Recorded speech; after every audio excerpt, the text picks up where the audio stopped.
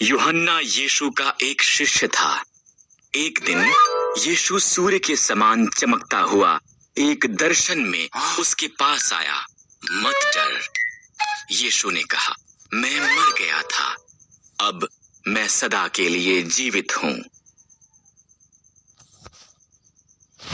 तब यूहन्ना ने एक नया आकाश और एक नई पृथ्वी देखी, परमेश्वर की वायदा की हुई नई सृष्टि। पहला आकाश और पहली पृथ्वी और समंदर भी उनके साथ जाता रहा। इसके बाद यूहन्ना ने परमेश्वर के पवित्र शहर नए यरूशलेम को देखा। ये स्वर्ग से नीचे आ रहा था। ये सुंदर था, जैसा कि एक दुल्हन विवाह के दिन उसके पति से मिलने के लिए तैयार होती है।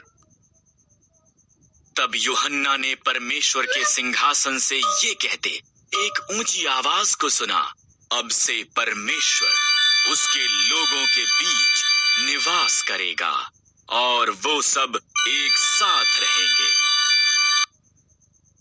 इस नए आकाश और पृथ्वी पर यहाँ पर कोई आंसू नहीं होगा, क्योंकि कोई भी दर्द में नहीं होगा और कोई भी मरेगा नहीं।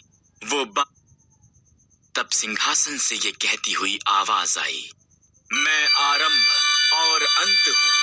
अगर आप प्यासे हैं तो मेरे पास आएं और मैं तुम्हें जीवन का जल दूंगा। मेरा नया संसार मेरे बच्चों के लिए है, वो जो मेरे साथ वफादार हैं। मैं सब बातें नई कर रहा हूँ, ये सत्य है, आप इस पर भरोसा कर सकते हैं। पृथ्वी लोगों से भर गई थी, पर उन्होंने इतना ज्यादा पाप किया कि परमेश्वर को दुख हुआ कि उसने उन्हें बनाया था। उसने पृथ्वी पर से हर एक को मिटाने के लिए एक जल प्रलय भेजने का निर्णय किया। यहाँ पर नूह नाम का एक मनुष्य था जो अन्य लोगों के समान नहीं था। नूह ने परमेश्वर से प्रेम किया और उसके आज्ञा का पालन किया। परमेश्वर ने नूह और उसके परिवार को जल प्रलय से बचाने का निर्णय किया। परमेश्वर ने नूह को जल प्रलय के बारे में सावधान किया।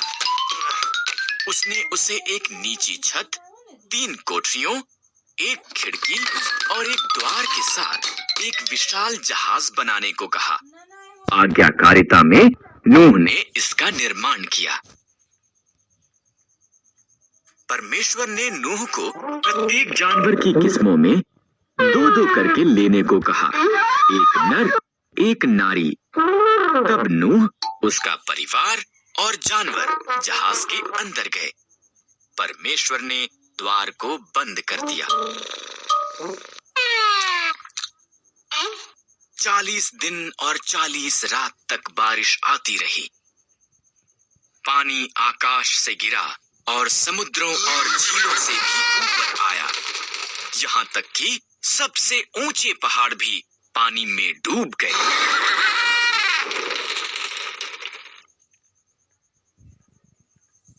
इन सब के दौरान नूह, उसका परिवार और सभी जानवर बाढ़ के जल के ऊपर तैरते जहाज में सुरक्षित थे।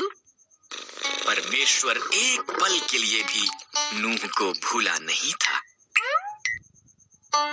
परमेश्वर ने हवा चलाई, पानी सूखने लगा, जहाज अरारात पहाड़ पर ठहर गया। नूह ने एक कबूतरी को भेजा। जब वो वापस नहीं आई तो वो जान गया कि अब सब सुरक्षित थे।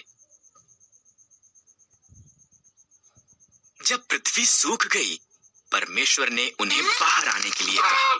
उसने आकाश में एक इंद्रधनुष को वादे के रूप में रखकर कहा कि वो कभी भी पूरी पृथ्वी को जल प्रलय द्वारा दोबारा नाश नहीं करेगा।